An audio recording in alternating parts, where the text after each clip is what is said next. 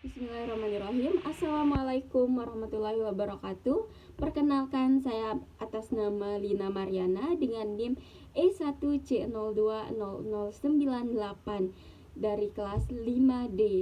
Saya berasal dari NTB Lombok Barat. Jadi di sini saya akan menceritakan sejarah tentang Sasak, yaitu cerita tentang Cupak dan Gurantang. Cerita Cupak dan Gurantang ini terjadi pada Kerajaan Daha yang berdiri pada tahun 9 Masehi, yang dimana Kerajaan Daha ini adalah kerajaan Buddha, tepatnya di wilayah Bayan Barat, sekarang telah menjadi Desa Senaru. Nah, Kerajaan Daha ini dipimpin oleh satu orang raja yang bernama Raja Daha dan memiliki dua patih yang bernama, yang pertama ada Patih Mangkubumi dan yang kedua ada Patih Mangkunegara. Nah, Raja Daha ini mempunyai satu orang anak yang bernama Dewi Sekar Nitra. Nah, Dewi Sekar Nitra ini sejak kecil tidak diperbolehkan oleh sang ayahanda untuk bermain-main keluar dari istana. Sang Dewi Sekar ini hanya diperbolehkan untuk bermain-main di dalam istana. Semakin berjalannya waktu, beranjak dewasanya Dewi Sekar, sang Dewi Sekar meminta izin kepada sang ayahanda ingin bermain di taman istana bersama sang ibu asih. Sang raja pun mengizinkan, asalkan ada syaratnya. Sang Dewi Sekar harus ditemani dengan dua orang patih tadi. Nah, akhirnya sang Dewi Sekar dengan Ibu Asih bermain-main di taman. Sang Dewi Sekar senang atas hal itu dikarenakan sang Dewi Sekar tidak pernah keluar dari kerajaan sejak kecil. Nah, sang Dewi Sekar akhirnya bermain-main dan senang. Akan tetapi sang Dewi Sekar tersesat di semak-semak menuju ke hutan. Sang Dewi Sekar kaget karena terjadi seperti gempa bumi dan suara auman dari dasar hutan tersebut. Akhirnya sang Dewi Sekar pun diculik oleh sang raksasa dan Ibu Asih dan kedua pati tersebut melaporkan kepada sang raja atas hilangnya sang Dewi Sekar. Akhirnya sang raja menyuruh seluruh prajurit untuk mencari sang Dewi Sekar sampai dapat dan membuat satu sayembara yang menggemparkan seluruh isi desa, yang dimana isi sayembara tersebut adalah barang siapa yang menemukan sang Dewi Sekar akan dinikahkan oleh raja.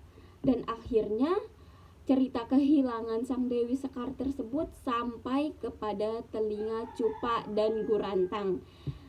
Jadi di sini Cupak dan Gurantang ini adalah dua saudara kandung yang memiliki perbedaan sifat yang sangat jauh. Yang pertama itu ada Cupak. Cupak ini orang yang memiliki sifat yang sangat angkuh, sombong, egois, dan ingin menang sendiri. Sedangkan Gurantang memiliki sifat yang baik hati, tidak sombong, penyabar, dan tangguh. Nah, akhirnya Cupak mengajak Gurantang untuk mencari sang Dewi ke tengah hutan.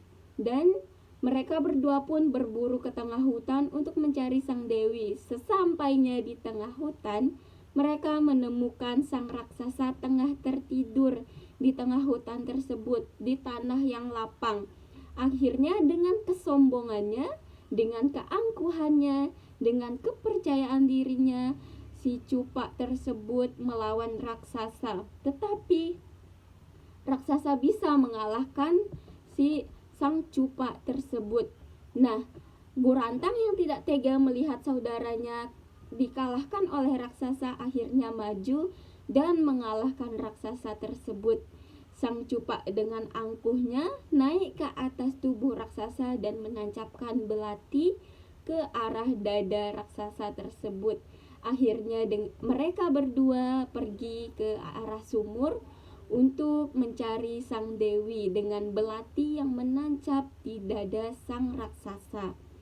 Akhirnya mereka berdua menemukan sang dewi di dalam sumur, dan sang Cupa pun meminta tolong kepada Gurantang untuk mengambil sang dewi di dalam sumur tersebut. Akhirnya Gurantang dengan sifat yang baik hati dan penolong masuk ke dalam sumur tersebut dan menyelamatkan sang dewi. Nah, akhirnya Gurantang menemukan sang dewi dan takjub akan kecantikan sang dewi tersebut. Akhirnya Gurantang menyelamatkan sang dewi dan menaikkannya duluan ke atas dengan tali yang diikat di sumur tersebut.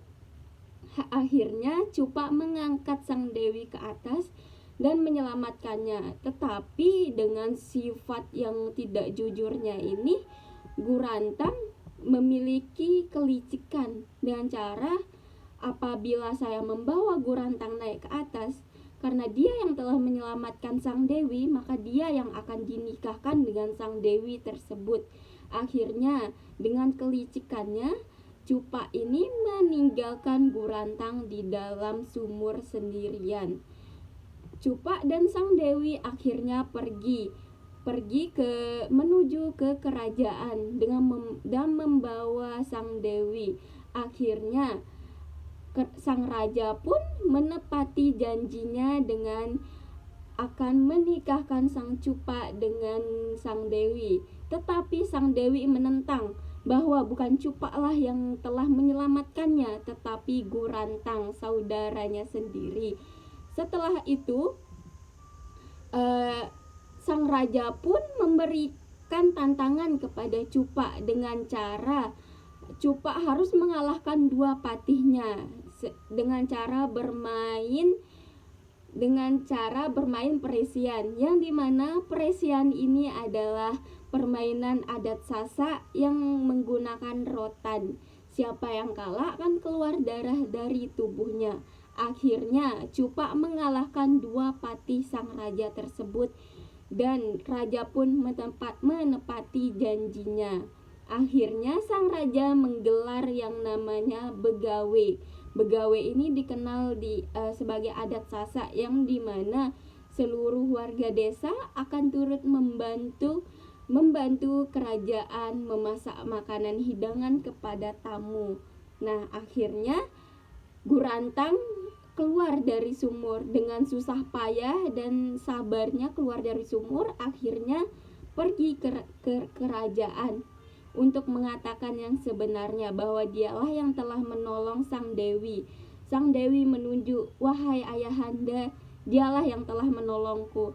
Akhirnya sang Cupa pun marah, "Tidak, aku yang telah menolongnya. Bagaimana kita harus membuktikan dengan cara peresian, yang dimana peresian tersebut telah dimenangkan oleh Cupa melawan dua patih tersebut." Akhirnya mereka peresian, dan peresian tersebut dimenangkan oleh Gurantang. Akhirnya sang Cupa pun mengakui kesalahannya, bahwa bukan dia yang telah menolong sang dewi, akan tetapi Gurantanglah yang telah menolong sang dewi.